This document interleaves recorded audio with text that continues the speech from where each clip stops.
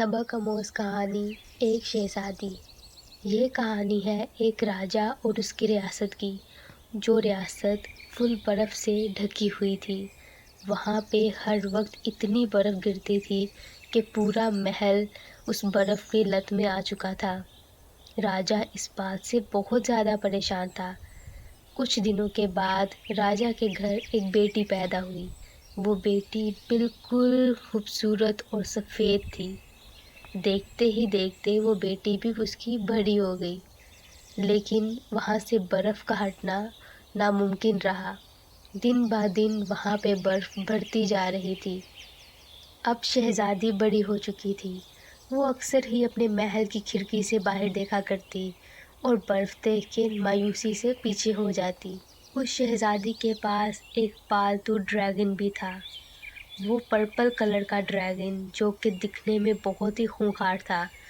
रानी उसके साथ अक्सर ही अकेले में बातें किया करती थी।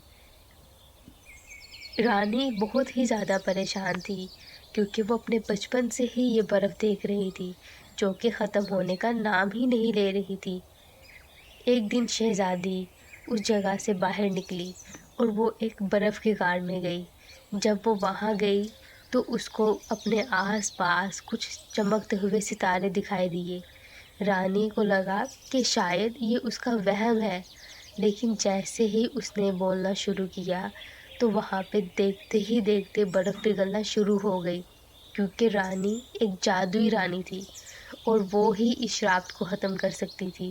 कुछ ही देर के बाद वहाँ से बर्फ़ हट गई और देखते ही देखते पूरा महल बिल्कुल साफ़ हो गया।